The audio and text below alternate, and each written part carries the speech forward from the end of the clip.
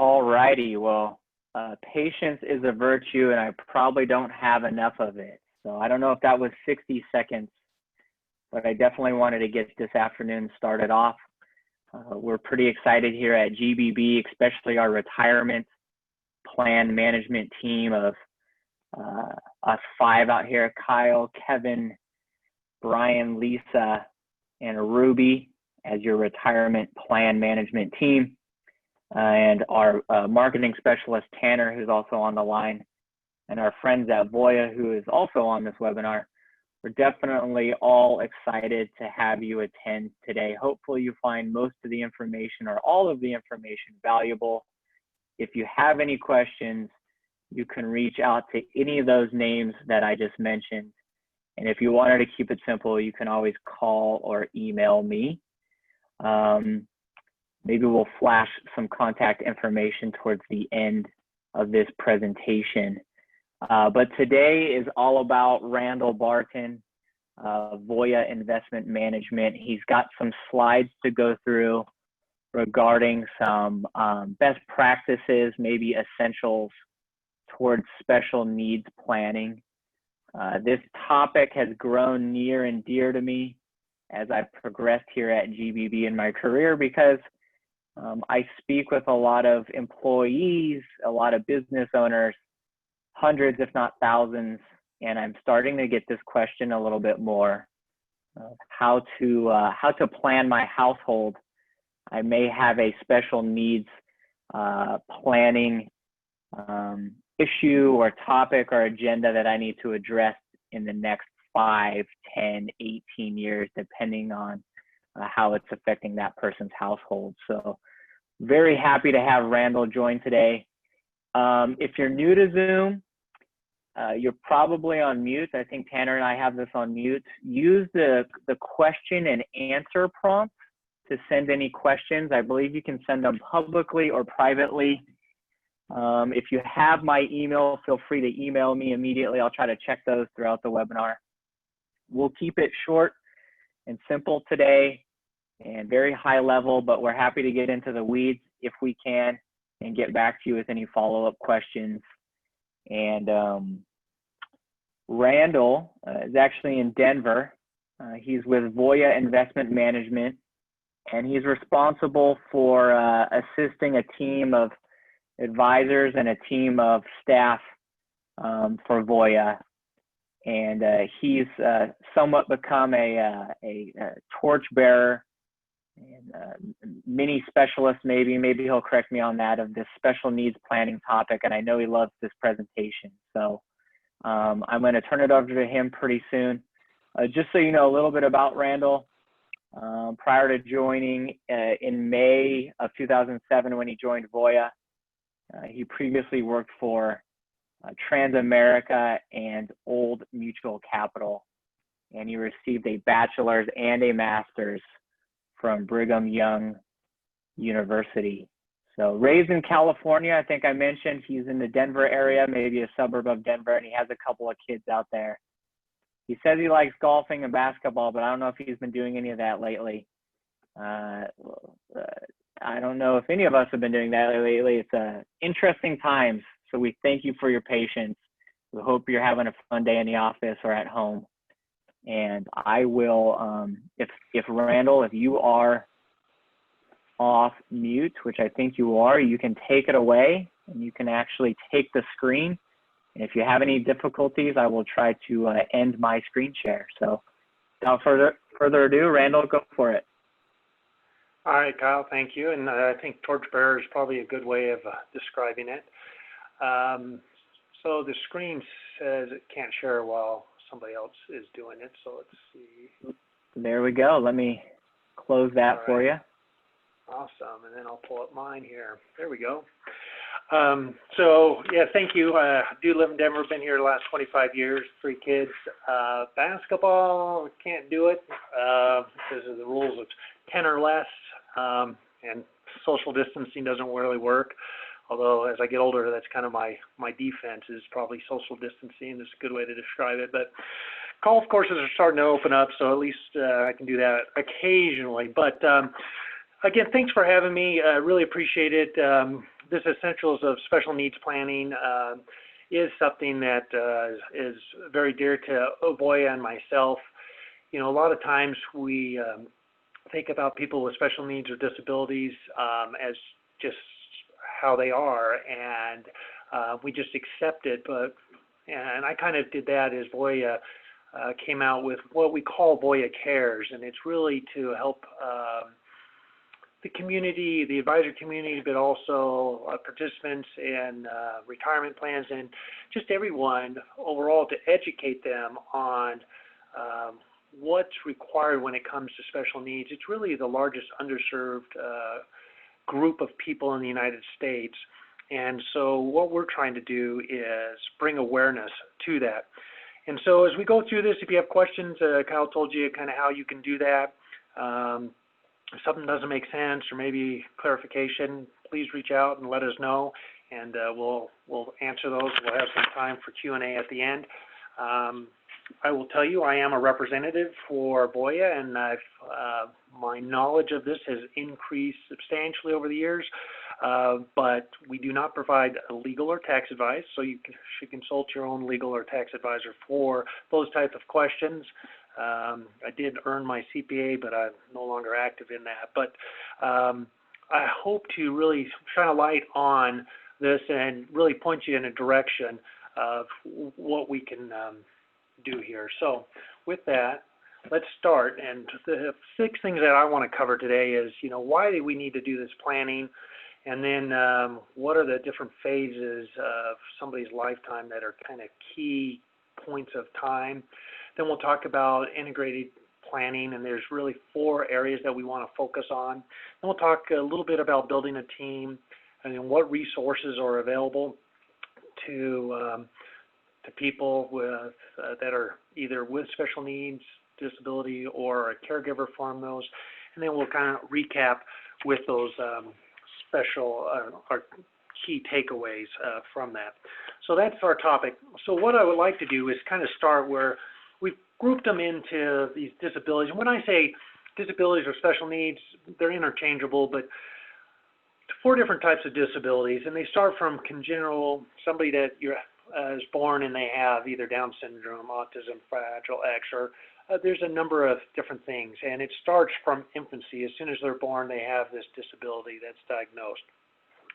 To somebody that maybe wasn't born with that, but developed a disease over their lifetime, and it could be at a young age, it could be at an older age, it doesn't matter, but from MS to mental health and everything in between.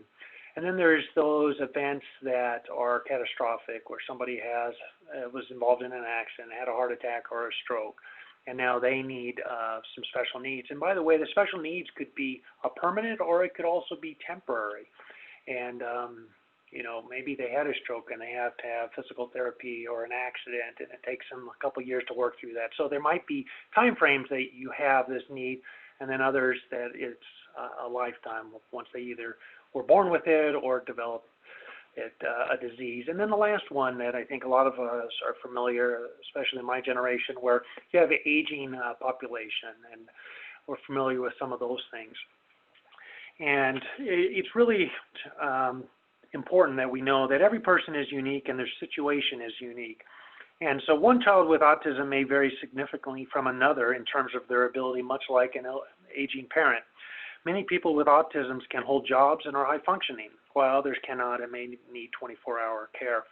So there's so much information and data. We're going to just touch the surface and hopefully point you in the right direction, and maybe for some of you that are overwhelmed, maybe give you a little hope as well. And then special needs and disabilities are also categorized into visible and non-visible. And it's important to understand that 75% of the disabilities are non-visible, such as, say, a dyslexic or something like that. And caregivers are not only family members providing full-time care, but also include extended family, friends who provide additional emotional, financial support. And many individuals with disabilities are living much longer than they did, say, even 20 years ago, which extends the caregiving need. And what's expected of a caregiver now has been extended, and someone who's caring for a loved one with their special needs could be now in their 80s and needing care for themselves along with their child or loved one. So It's very complicated, but hopefully we can answer some of those questions. So some of you may be familiar with Rosalind Carter. She said there are only 4 kinds of people in the world: those that have been caregivers, those who are currently caregivers, those who will be caregivers, and those who will need caregivers. So it basically includes all of them. Well, Voya, we did some proprietary research just trying to understand this a little better. And so the next few slides we're going to go through, we'll talk about those. But I will start by saying one of the things that was interesting to me is that millennials are the highest percentage of caregivers for children. Gen X employees are the highest percentage of caregivers for aging parents. Those 2 things are not too surprising. Millennials, the ones that are parents with young children, and Gen X, older, still working, maybe not retired yet, and have the aging parents. But what was fascinating to me is men are more likely to be caregivers of spouses with disabilities, while women are more likely to be caregivers of children with special needs and of spouses with mental illness. So it really runs the whole gamut. What I will say is our survey focused on a number of people, general population, employees with special needs, and caregivers, and so on. And we really tried to get a good breadth of knowledge. But let's start with kind of some of the results. In the physical effects of caregiving, you can see that 83% of people that are caregivers use their own time for vacation, PTO, healthcare, whatever it might be for the person that they're giving care for. And this has elevated their stress and anxiety, not only for just the caregiving, but if they're also working, they have other family members that they have to care for. How do they balance all this stuff? Because typically in the caregiving need, people are spending a lot of time outside of, let's say they have full-time employment. Some of the numbers are like 24 hours a week that they might be doing this.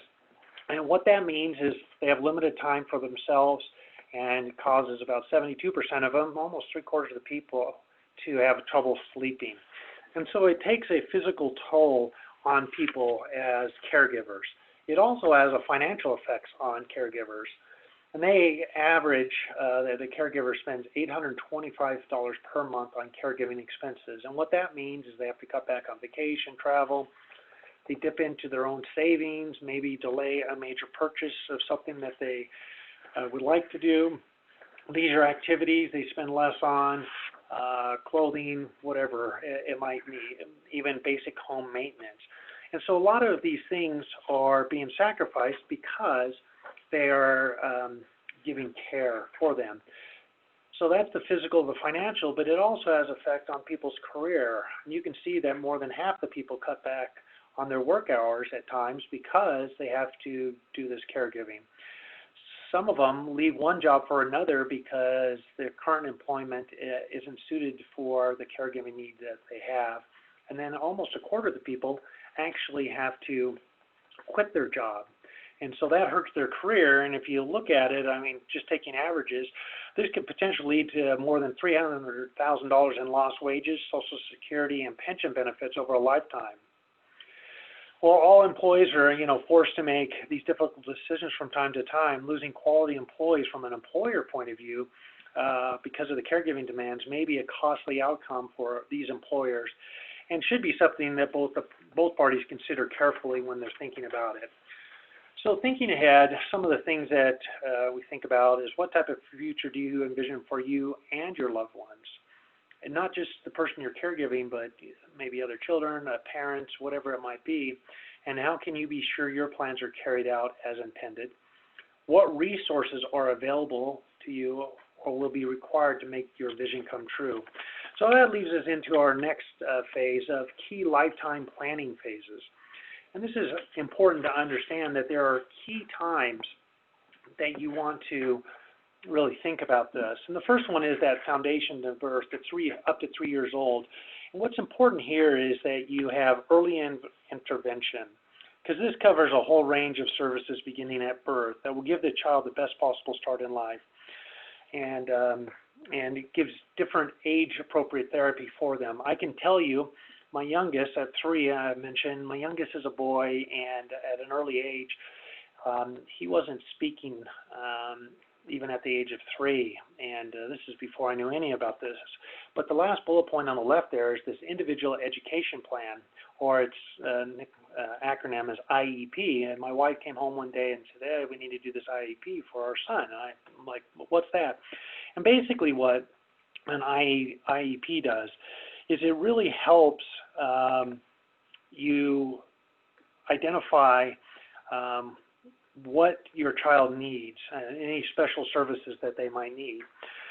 It describes the child's educational issues, educational goals, and the services and support that will be put in place to help them achieve these goals. And so with him at the age of 3, he was able to get speech therapy. And why early intervention is so important is because the earlier you're able to do it, the more likely they are to stay up with people at their age. Now, certain disabilities won't allow that, obviously, but something like with my son, because my wife was in tune to that, got the IEP filled out, and we got those additional resources, by the time he got into kindergarten, he was, at the lower end of the speech, but they kept working with him. By the time he got through kindergarten, he was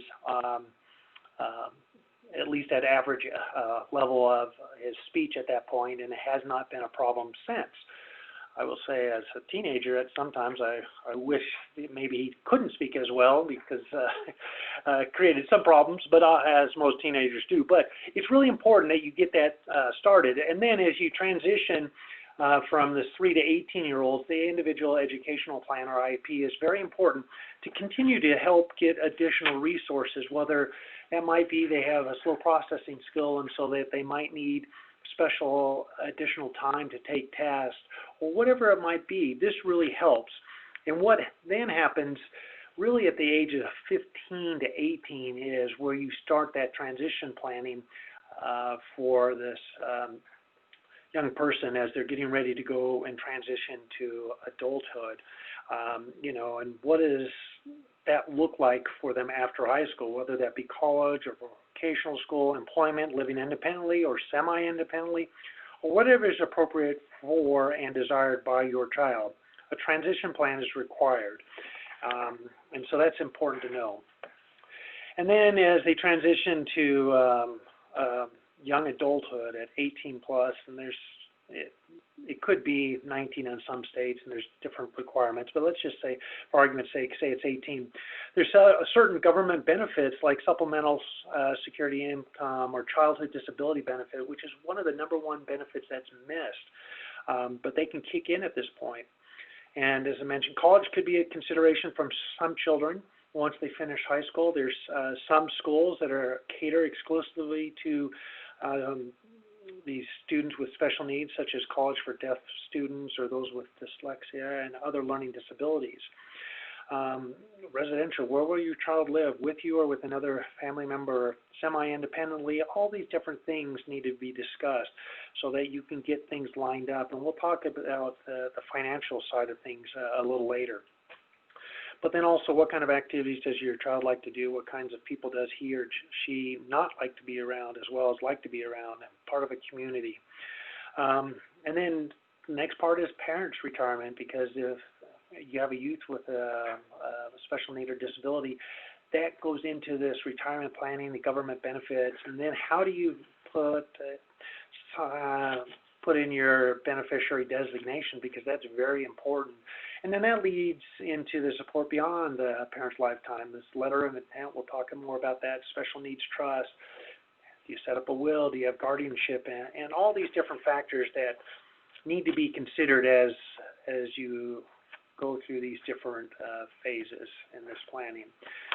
The next area we want to talk about is the integrated planning. There's 4 focus areas that we really want to focus on when it comes to this. And the first one is the family assets and planning. There are impacts to the entire family when a child or loved one has special needs or disabilities. Resources, time, and energy often go and are needed to be diverted and put strains on family. So somebody might have a special needs, they need more resources, but if you have other children, they also need time. And how do you do that? Employer benefits, this is really important as employers are becoming more aware that this is widespread. They're putting more things in place, but some of the basic things that we may not even think about. Life insurance benefits, which go to the last point of the legal planning. But do you put your person that has this special need, do you put them as a beneficiary? If you do, they might not qualify for benefits. So maybe you need to set up a third-party trust, and on that life insurance policy would go into there. Are you maximizing your retirement plans? Because a lot of employers will match. You want to make sure you're doing everything you can to take advantage of that. Also, health savings plans. Sometimes employers will now offer that, and there's incentives if you do certain things that you can get additional funding. And then deferred compensation stock. And then when it comes to government benefits, a lot of times people that have some wealth think, well, that doesn't really apply to me because, they won't qualify for the means tested benefits, which might be true for the parents, but as that person with a special needs disability turns 18, now all of a sudden they could maybe qualify for that. But then there's also entitlements based on the parent's record. If a child had it prior to the age of 22, this disability, that they could be qualify for this. So with this, there's these family assets and planning, there's communication, coordination, all this other stuff that really needs to go into this planning. There might be others in your family or circle of care who want to help as well. And this could be even grandparents that want to help out. And sometimes they'll, put some money in their life insurance or their will to this grandchild, and we've got to make sure that that's structured right. So a lot of planning needs to go into this. Some of the additional consideration for holistic planning is develop a plan to enable a financially secure future for this person, increased accumulation needs potentially because of those. And I've mentioned retirement plans, healthcare savings, and then investing. You've got to preserve and grow a surplus income savings for yourself as well as for a person with a special need. And then you need predictable income and stability. One thing that we hadn't mentioned yet is what's called this ABLE Act. It's Achieving a Better Life Experience. And right now is when they turn 18, the most assets somebody with a disability can have in their name, if they're trying to qualify for means tested, is $2,000. Well, there was this gentleman that actually made a huge breakthrough when it came to this ABLE account and those with special needs and disabilities. And what that basically allows is this piece of literature that individuals with disabilities and special needs and their loved ones can do. They can contribute up to $100,000, so they can do $2,000 and then $100,000 in this ABLE account, and they will still then qualify for these benefits that the government is offering.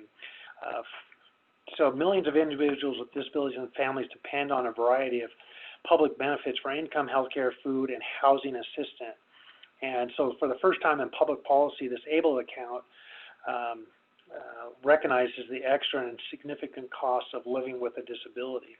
So eligible families and individuals may establish these savings accounts, this ABLE savings account, that will largely not affect the eligibility for federally funded means testing benefits. The funds in the ABLE account will supplement and are not meant to replace the benefits provided by private insurance, Medicaid, SSI, and beneficiary employment and other resources. So it's an additional resource for them. They're based on, at the state level, they're under the same tax code, not that it matters, but the 529, but which a much broader definition of qualified expenses that are available. And nearly anything related to the disability is allowed. So it's really been beneficial. I touched a little bit on the employer benefits, but going a little deeper is you got to be careful who you name as the beneficiary, because again, let's say you don't have an ABLE account and you name the person with the special needs as the beneficiary, and they get, say it's $50,000, all of a sudden they no longer qualify for those means-tested government benefits. They'll have to drain those, and then it will be back down to that $2,000. Then they'll qualify again. Versus if you set it up to put in a third-party trust, Now you have those, which is different than Enable, a little bit more restrictive, but you can still spend it on that person with a disability.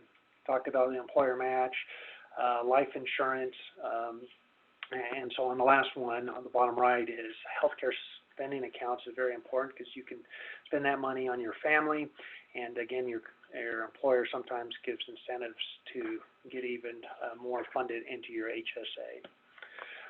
Moving on to the government benefits, you can see on the left side is the entitlement benefits, what you pay into it. If somebody has a disability and they had it at an early age, obviously they may not have a work record, and so they might. But there are a number of people that are functioning that might have, or maybe it was one of those things where it was an accident, stroke, or healthcare, or heart attack that came later in life, and so they've qualified. So there's two different sources. They come from two different pools of money, and on the left side is doesn't matter your resources, you're entitled to this because you put into it. On the right side, the public assistance, it doesn't matter if you have resources, and again, if you have less than $2,000, then you would qualify. And it's important if it is a youth, a child that had this disability, how you structure it when they turn 18. That's why that transition from 15 to 18 is very important as they turn 18. So on the Social Security family benefits, retirement or SSDI for an individual it's based on their own earnings record, but there's benefits for family dependents. A lot of times people are not aware of that, and that's based on the earnings of the worker with a disability. And if you look here on the left-hand side is what you earn into it. That's that entitlement. On the right is the public assistance. And you've paid into it, so you get payments, and it's based on your earnings record. On the right side, it's not the Social Security Trust Fund. SSI payments are not based on a person's earnings. And so just understanding that and knowing what's available to you is important. It can be a resource. And, you know, you think about the government, the Social Security, disability insurance, or supplementary security income. Those amounts aren't necessarily big, but like if you set it up properly, the SSI, what happens a lot of times is you'll get, call it $700 and some coming in. That could fund a policy on your life, so if something happens to you, then it could fund that third-party trust that I had mentioned earlier. So just the way you structure it are important. Under the entitlement benefits, there's something that's really important to you to know, that childhood disability benefit is the #1 overlooked benefit available to family.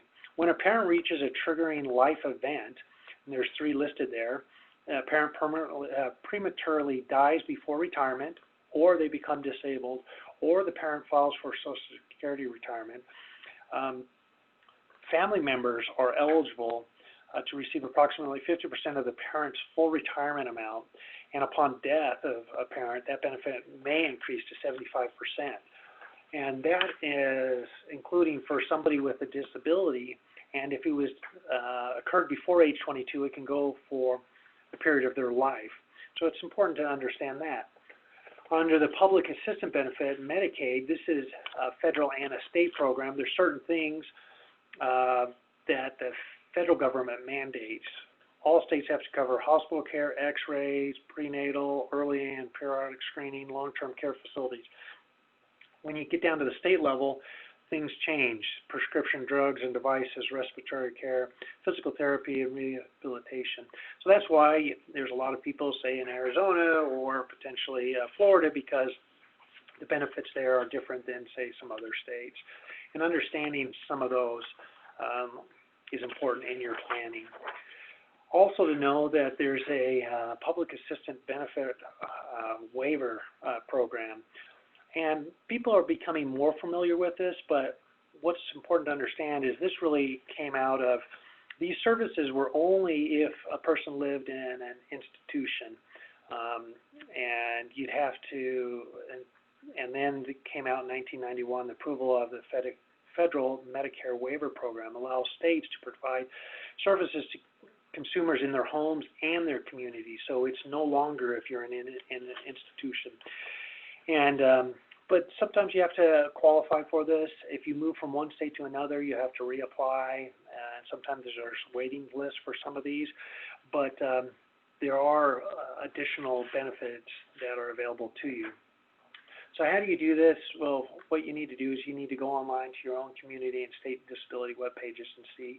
Voya Cares, we have a website that can help with articles and tools and resources with you. And then you can find out what you qualify for. And then the last one is the SSA.gov. This is an important website. It really lists out the benefits for the disabilities. If you haven't signed into there, I would highly recommend that you do that for a couple of reasons. One of the reasons is we used to get annual statements, our Social Security benefits statement, and then a few years back they changed it. Well, it's more than a few now, but they changed it where it actually changed so that it's they only send it out every 5 years, and they create it every year. It's online, but they only mail it out every 5 years. And the catch with that is you can only, if something's wrong and they have made mistakes, you can go back and correct it, but you can go back only 3 years. So if something's been wrong for 5 years, you can address the last 3 years, but those first 2 of the 5 you cannot address. So it's important that everybody does that, but then on top of that, there's benefits for these disabilities. And then the last part of these 4 areas that I want to talk about is the legal instruments, wills, advance directives, durable powers of attorneys, all sorts of things. A will is basically, I think most of us know, is a legally binding statement of your wishes. Living wills become especially important if you're unable to communicate with your wishes. Whether your child has a disability or not, it's something important to talk to them even before they turn 18. They're going to go off to school, but obviously especially important with those with special needs, that you get those in place, because as your kids, let's say they have a special needs but go to a certain school, if you haven't got this in place, they can't disclose any information to you. You can't make a decision. You can't help them at all. So that's very important. A letter of intent is also important. If you're not familiar with that, we'll talk about it a little bit. It's a written document that serves as a personal roadmap of your wishes and expectations for whoever assumes responsibility for your loved ones. And I talked about a special needs trust. We'll talk about, there's 3 really different types of trust. There's the first party trust, which is where it's held in that person's name, maybe from an inheritance, an accident that they were involved in, they got a big settlement and gets funded. Those things are going to be viewed as part of their assets. The third-party trust, though, that's funded by parents, family, friends, whoever it might be, and are set up for an individual with a disability. It really can be set up by anyone. It goes typically by a parent or a family doing the planning process. And set up a third-party trust to name as a beneficiary of your retirement accounts is really the best way to do your retirement accounts for somebody with a special needs. Life insurance policies and other family assets intended to be available for supplemental needs. And that's important, supplemental needs. It's not going to pay for their housing and food and things like that. Upon the death of the individual, third-party trusts are not subject to claims from Medicaid, so they're appropriate for multi-generational plannings.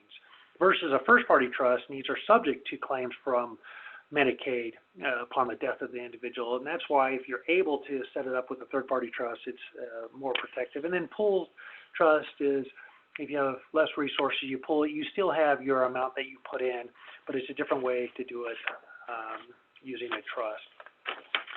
With the special needs trust, here's an example. I'm not going to go through the whole thing, but basically the son was born. They set up the beneficiary to name Paul, but then Paul developed a disease and decided, you know what, that's probably not the best, so they set up a legal structure with the special needs trust.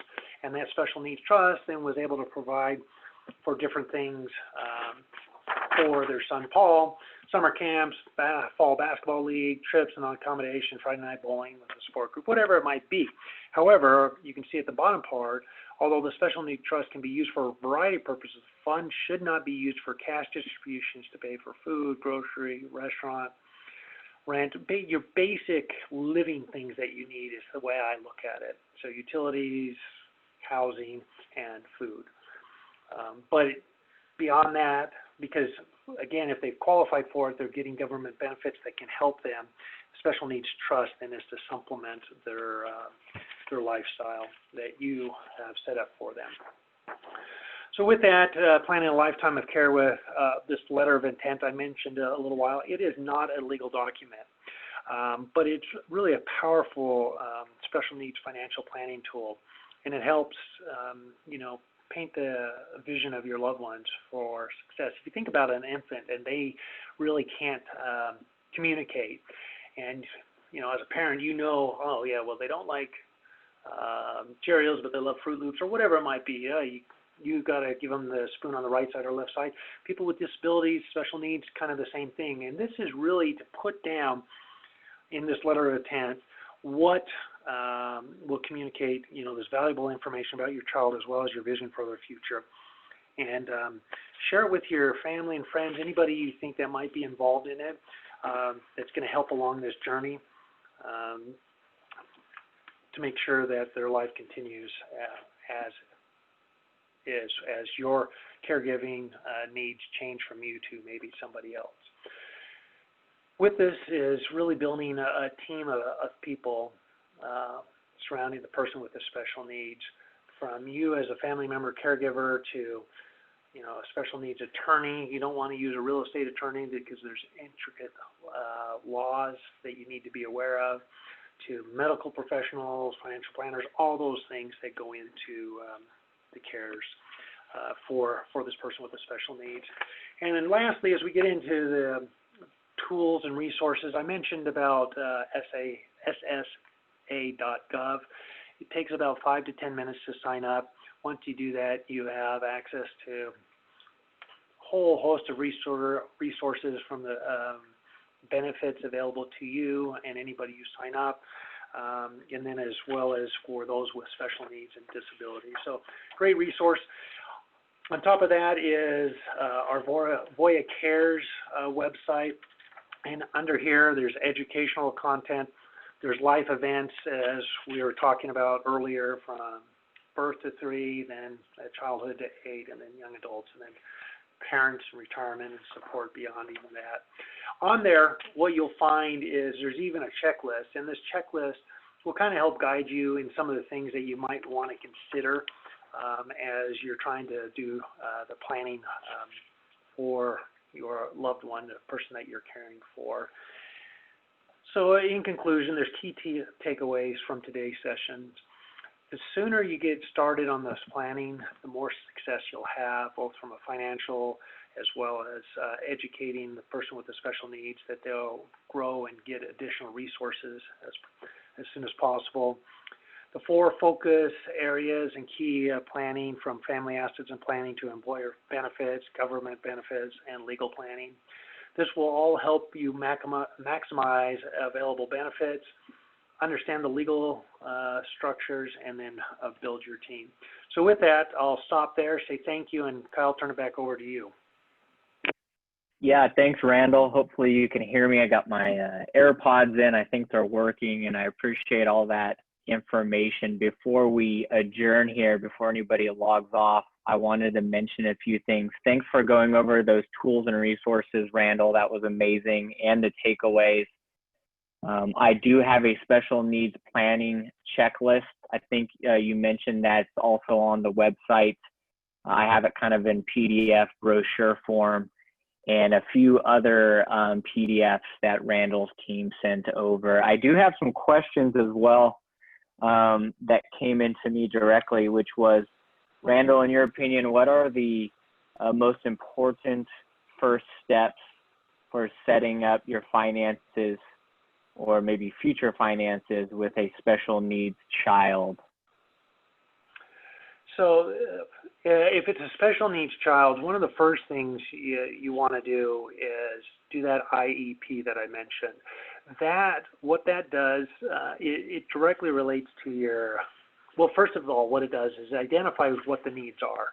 And once you understand and identify those needs, then what you can do is you go into your financial planning And what you'll do is, okay, well, this is what my employer's giving me, this is how much I'm earning, what I'm saving, what they're matching.